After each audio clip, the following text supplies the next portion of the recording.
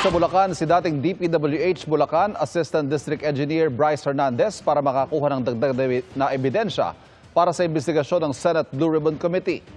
Nakatutok si Darlene Kai. Pasado alas 7 ng umaga kanina umalis sa Senado ang convoy, lulan si dating DPWH Bulacan Assistant District Engineer Bryce Hernandez.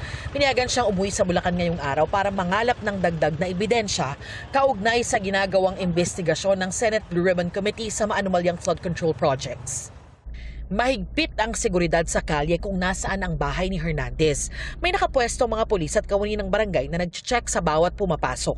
Sa isang mensahe, kinumpirma ni Senate President Tito Soto ang anyay heavily guarded o bantay saradong pag-uwi ni Hernandez. Yes, natuloy po siya and as we speak, andun po siya ngayon, naghahanap ng mga ebidensya. I don't want to preempt anything muna. Gusto ko manggaling po kay Bryce kung anong ebidensya po mahahanap niya. And then rest assured na once na nakuha namin, nakolate po namin, and at the right forum, we will divulge all these. Nabigyan din daw si Hernandez ng pagkakataong makasama ang kanyang pamilya.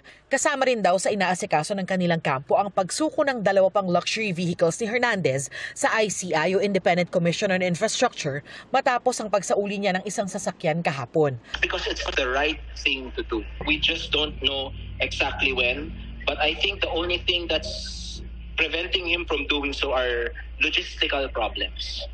Patuloy raw makikipagtulungan si Hernandez sa mga investigasyon sa maanumalyang flood control projects. Pero hindi sila kontento sa naging takbo ng mga pagdinig sa Senado. He was also frustrated kasi he went there. He went to the Senate ready to reveal what he knew. And yet he was never given an opportunity. May mga questions yan. Yes or no lang ang pinapasagot pero he would want to explain why this happened. Unfortunately, parang hindi po nangyari yun.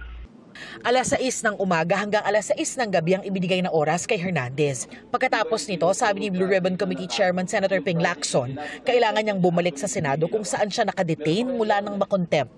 Para sa GMA Integrated News, Darlene Kai, nakatutok 24 oras.